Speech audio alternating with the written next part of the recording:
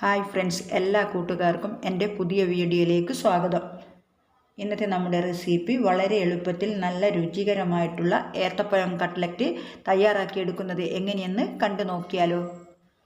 ഇതിനായിട്ടൊരു കടായിലേക്ക് 1 table spoon നെയ്യ് ഒഴിച്ചു കൊടുക്കുക. നെയ്യൊന്ന് ചൂടായിട്ട് വരുമ്പോൾ കുറച്ച് കാഷ്യൂ നട്ട് കട്ട് ചെയ്തും കിസ്മിസും കൂടി ചേർത്ത് കൊടുത്തിട്ട് നമുക്കിതൊന്ന് റോസ്റ്റ് ചെയ്തെടുക്കാം. അധികം കിസ്മിസും കാഷ്യൂ നട്ടൊന്നും ചേർക്കണമില്ല, കുറച്ച് ചേർത്ത് കൊടുത്താൽ മതി. ഇത് നന്നായിട്ടൊന്ന് റോസ്റ്റായി കഴിഞ്ഞാൽ ഇനി ഇതിലേക്ക് 1/4 കപ്പ് തേങ്ങ ചിരവിയത് ചേർത്ത് കൊടുക്കാം. നിങ്ങൾക്ക് തേങ്ങ കൂടുതൽ വേണമെങ്കിൽ കൂടുതൽ ചേർക്കാവുന്നതാണ്. തേങ്ങയും ചേർത്ത് കൊടുത്തിട്ട് നല്ലപോലെ ഒന്ന് വഴറ്റിയെടുക്കാം.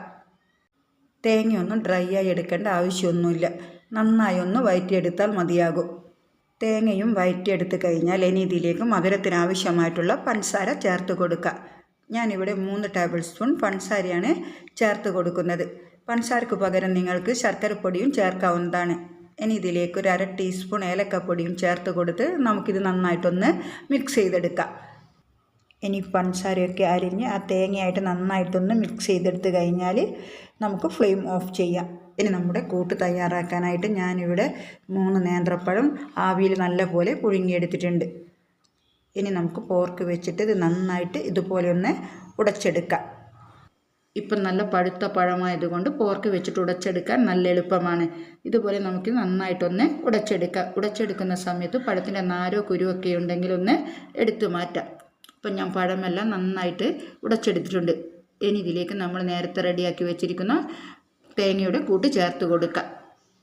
തേങ്ങയുടെ കൂട്ടും ചേർത്തിട്ട് നമുക്കിത് നന്നായിട്ടൊന്ന് മിക്സ് ചെയ്തെടുക്കാം. ഇതുപോലെയെല്ലാം ഒന്ന് മിക്സ് ചെയ്തെടുത്ത് കഴിഞ്ഞാൽ ഇനി ഇതിലേക്ക് നമുക്ക് ബ്രെഡ് പൊടിച്ചത് ചേർത്ത് കൊടുക്കാം. ഞാനിപ്പോൾ ഇതൊന്ന് ചൂടാക്കിയിട്ടാണ് ചേർത്ത് കൊടുക്കുന്നത്. ചൂടാക്കിയിട്ടില്ലെങ്കിലും കുഴപ്പമില്ല. ഞാനിപ്പോൾ 3 ടേബിൾ സ്പൂണാണ് ചേർത്ത് കൊടുത്തിട്ടുള്ളത്. ആവശ്യമുണ്ടെങ്കിൽ അതനുസരിച്ച് ചേർത്ത് കൊടുത്താൽ മതി. എന്നിട്ട് നമുക്കിത് കൈവച്ച് നന്നായിട്ടൊന്ന് കുഴച്ചെടുക്കാം. ആ പഴത്തിൻ്റെ ഈർപ്പം ഒന്ന് പോയി കിട്ടാനും കയ്യിൽ ഒട്ടിപ്പിടിക്കാതിരിക്കാനും വേണ്ടിയിട്ടാണ് ബ്രെഡ് പൊടിച്ചത് ചേർത്ത് കൊടുത്തിട്ടുള്ളത്.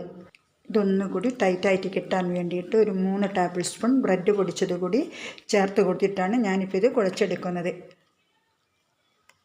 ഇപ്പോൾ ഇത് നല്ല രീതിക്ക് തന്നെ കുഴച്ചെടുത്തിട്ടുണ്ട്. ഇനി നമുക്കിത് ഷേപ്പ് ചെയ്തെടുക്കാം. ഇനി നമ്മുടെ വലിപ്പത്തിനനുസരിച്ച് കുറച്ച് മാവെടുത്തൊന്ന് ബോളാക്കി നമ്മുടെ ഇഷ്ടത്തിനനുസരിച്ച് ഷേപ്പ് ചെയ്തെടുക്കാം. ഇതിപ്പം ഞാൻ സാധാരണ കട്ട്ലറ്റിൻ്റെ അതേ ഷേപ്പ് തന്നെയാണ് എടുക്കുന്നത്. ഇതുപോലെ എല്ലാം റെഡിയാക്കി കഴിഞ്ഞാൽ ഇനി നമുക്കിതിനെ കോട്ടിങ് ചെയ്തെടുക്കാൻ വേണ്ടിയിട്ട് ഒരു ബൗളിലേക്ക് 2 ടേബിൾ സ്പൂൺ മൈദ ചേർത്ത് കൊടുക്കാം. ഇനി ഇതിലേക്ക് കുറച്ച് വെള്ളം ഒഴിച്ച് കൊടുത്തിട്ട് നമുക്കിത് ലൂസായിട്ടുള്ളൊരു ബാറ്ററാക്കി കലക്കിയെടുക്കാം. ഇനി നമുക്കിതിലേക്ക് വേണ്ടിയിട്ട് കുറച്ച് ബ്രെഡ് ക്രംസ് എടുത്തു വെച്ചിട്ടുണ്ട്. ഇനി നമ്മൾ റെഡിയാക്കി വെച്ചിരിക്കുന്ന ഓരോ കട്ട്ലറ്റും മൈദയുടെ മിക്സിലൊന്ന് മുക്കിയെടുത്തതിന് ശേഷം ബ്രെഡ് പൊടിച്ചതിലേക്ക് ഇട്ട് കൊടുത്തിട്ട് നന്നായിട്ടൊന്ന് കവർ ചെയ്തെടുക്കാം.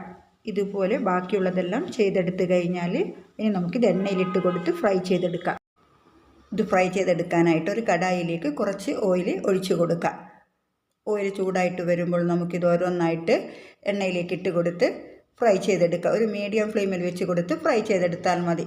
ഒരു സൈഡായി കഴിയുമ്പോൾ നമുക്കിതൊന്ന് മറച്ചിട്ട് കൊടുക്കാം.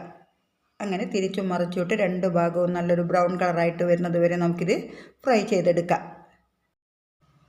ഇപ്പോൾ ഇതിന് 2 വശവും നന്നായിട്ട് ഫ്രൈ ആയിട്ട് വന്നിട്ടുണ്ട്. ഇനി നമുക്കിത് എണ്ണയിൽ നിന്നും കോരിയെടുക്കാം. ഇതേപോലെ ബാക്കിയുള്ളതും ഇനി ഫ്രൈ ചെയ്തെടുക്കാം. അങ്ങനെ വളരെ എളുപ്പത്തിൽ നല്ല കൊതിയൂറും മധുരമുള്ള ഏത്തപ്പഴം കട്ട്ലറ്റ് തയ്യാറായിട്ടുണ്ട്.